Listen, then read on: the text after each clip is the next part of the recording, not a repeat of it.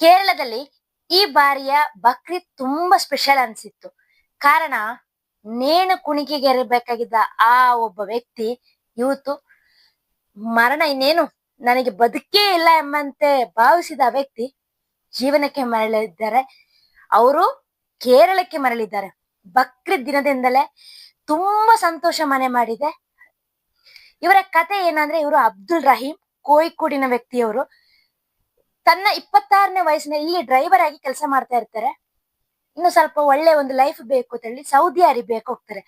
ಅಲ್ಲಿ ಅವರಿಗೆ ಡ್ರೈವರ್ ಕೆಲಸ ಜೊತೆಗೆ ಅವರ ಯಾರು ಉದ್ಯೋಗ ನೀಡಿದ್ರು ಅವರ ಒಬ್ಬ ಮಗ ಇರ್ತಾರೆ. ಅವರು ಸ್ವಲ್ಪ ಡಿಸೇಬಲ್ಡ್ ಚೈಲ್ಡ್. ಆ ಮಗುವನ್ನು ನೋಡಿಕೊಳ್ಳುವ ಜವಾಬ್ದಾರಿ ಕೂಡ ಈ ವ್ಯಕ್ತಿಯ ಮೇಲೆ ಬೀಳುತ್ತೆ. ಗಾಡಿಯಲ್ಲಿ ಹೋಗ್ತಾ ಇರುವಾಗ ಆ ಮಗು ಅಂದ್ರೆ 14 ವರ್ಷದ ಹುಡುಗ, ಅವನು ಏನೋ ಇವ್ರನ್ನ ಎಳಿಯೋದು, ಇವ್ರಿಗೇನೋ ಅಟ್ಯಾಕ್ ಮಾಡೋದೇನೋ ಒಂದು ಪ್ರಯತ್ನ ಮಾಡ್ತಾನೆ.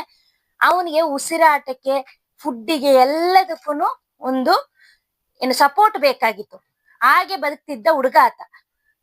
ಆ ಒಂದು ಎಳೆದಾಟದಲ್ಲಿ ಅವನ ಮೂಗಿಗೆ ಆಕ್ಸಿಜನ್ಗೆ ಅಳವಡಿಸಿದ್ದ ಒಂದು ಉಪಕರಣ ತಪ್ಪಿ ಹೋಗುತ್ತೆ. ಆ ವ್ಯಕ್ತಿ ಸಾವನ್ನಪ್ತಾರೆ. ಇದಾದ ಮೇಲೆ ಇವ್ರು ಬಂದು ಇದನ್ನ ಮರೆಮಾಚಕ್ಕೋಸ್ಕರ ಏನ್ ಹೇಳ್ತಾರೆ, ಯಾರೋ ನಮ್ಮ ಮೇಲೆ ಅಟ್ಯಾಕ್ ಮಾಡಿದಾಗ ಹೀಗಾಯ್ತು ಅಂತ. ಆದ್ರೆ ಸತ್ಯ ಹೊರ ಬರುತ್ತೆ. ಈ ವ್ಯಕ್ತಿಗೆ ಮರಣದಂಡನೆ ವಿಧಿಸಲಾಗುತ್ತೆ. ಇದು ಆಕಸ್ಮಿಕವಾಗಿ ನಡೆದಿರೋದು, ಇಂಟೆನ್ಷನ್ಲಿ ಮಾಡಿದಲ್ಲ ಅಂತ ಹೇಳ್ಬಿಟ್ಟು ಇವರ ಮೇಲೆ ಒಂದು ಕರುಣೆ ತೋರಿ ಅಂತ ಹೇಳ್ಬಿಟ್ಟು ಅಪೀಲ್ ಹೋಗ್ತಾರೆ. ಆವಾಗ ಆ ಹುಡುಗನ ಕುಟುಂಬದವರು 34 ಕೋಟಿ ಹಣ, ಅಂದ್ರೆ ಅಲ್ಲಿ ಬ್ಲಡ್ ಮನಿ ಅಂತಾರೆ, ಅದಕ್ಕೆ ಡಿಮ್ಯಾಂಡ್ ಮಾಡ್ತಾರೆ. ಆವಾಗ ಇಡೀ ಕೇರಳ ಮಾತ್ರ ಅಲ್ಲ, ಬೇರೆ ರಾಜ್ಯಗಳಿಂದ ಅನೇಕ ಜನರು ತಮ್ಮ ಶಕ್ತಿಗೆ ಅನುಸಾರವಾಗಿ ದಾನ ಮಾಡಿದ್ದಾರೆ. ಅದರ ಫಲವಾಗಿ ಈ ಇಷ್ಟೊಂದು ಕೋಟಿ ಹಣ ಸಂಗ್ರಹ ಆಗುತ್ತೆ. ಆ ಹಣವನ್ನು ಬ್ಲಡ್ ಮನಿ ರೂಪದಲ್ಲಿ ಆ ಹುಡುಗನ ಕುಟುಂಬಕ್ಕೆ ನೀಡ್ತಾರೆ. 20 ವರ್ಷ ಈ ವ್ಯಕ್ತಿ ಜೈಲಿನಲ್ಲಿ ಕಳೆದು ಈ ಬಕ್ರೀದಿಗೆ ಕೇರಳಕ್ಕೆ ಲ್ಯಾಂಡ್ ಆಗಿದ್ದಾರೆ.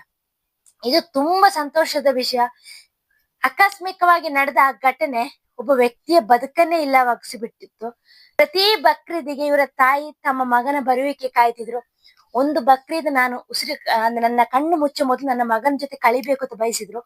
ಆ ಒಂದು ಕನಸು, ಆ ಒಂದು ಪ್ರಾರ್ಥನೆ ಇಂದು ಫಲಿಸಿದೆ.